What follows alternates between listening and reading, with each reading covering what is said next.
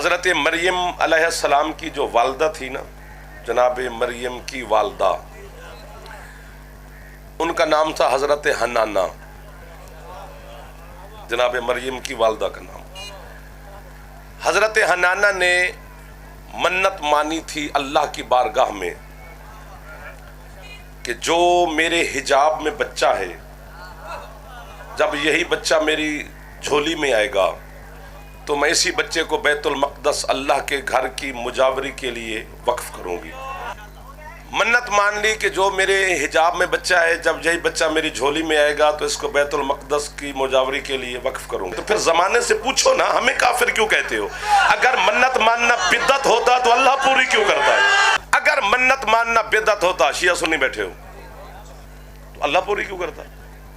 منع کر دیتا اللہ جناب حنانہ کو کہ یہ تو بدعت ہے، تو کدھر میری بارگاہ میں منت مان رہی ہے؟ یہاں پھر بولنا چاہیے تھا. جھولی میں آ گئی بیٹی، حضرت حنانہ کی جھولی میں آ گئی. یار مسکراؤ تو صحیح جو سامنے بیٹھے بیٹی. اب حضرت حنانہ سوچ میں پڑ گئیں. بیٹا ہوتا تو اور بات تھی، بیٹی کو اکیلے کیسے چھوڑاؤں؟ واہ واہ واہ واہ واہ واہ، یہ والے محلہ ٹھیک ہے. شمسی صاحب آپ کا محلہ تھوڑا ٹھنڈا ہے، چلو مہربانی. سوچا، یہ قرآن میرے سامنے پڑا ہے، منبر آل محمد پہ کھڑا ہوں، میک پہ میرا منہ ہے، یار بوضو 14 کی بارگاہ میں حاضر ہوں. ایک حرف کی بھی خیانت نہیں. شیعہ سنی دونوں مذہب کے علماء کا بیضامن ہوں.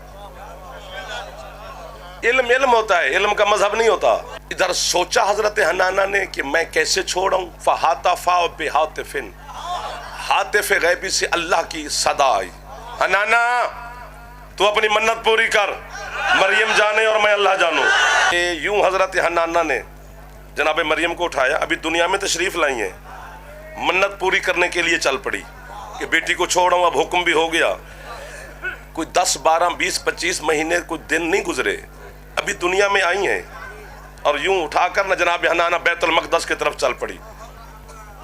بیت المقدس تیرے 429 یا تاندلے والی کی کسی مسجد کا نام نہیں.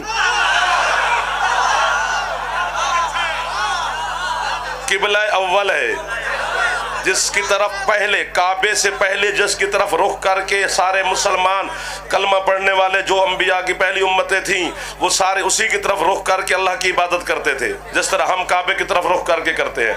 اس کے اندر جا رہی ہیں جناب حنانہ. فیصلہ وہ دیتا ہے جس کے اندر حوصلہ ہو، جس کو سسرال کا ڈر نہ ہو، جس کو خوف شوف ہے وہ چلو چپ کر کے بیٹھا رہے، جیسے یہ بچے چپ کر کے بیٹھے ہیں 2-4 جوان. ہاں باقی تو سارے فیصلہ دے سکتے ہیں مرشد، جس نے اپنے، ہاں یہ پکی بات ہے نا. اس کے اندر جا رہی ہیں جناب حنانہ ایک دن کی بیٹی کو اٹھا کر. مجھے اپنی فقہ کا پتہ ہے، میں 10-12 سال مدرسے میں پڑھا ہوں.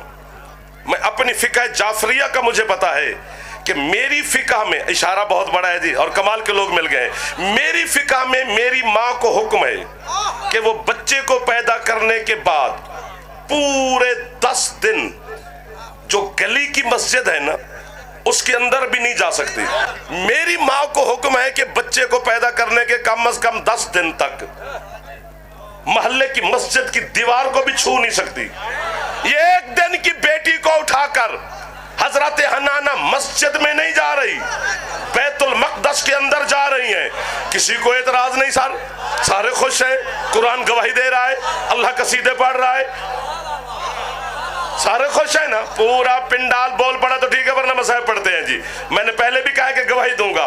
اگر مریم کی ماں مریم کو اٹھا کر بیت المقدس کے اندر چلی جائے تو سارے خوش ہیں.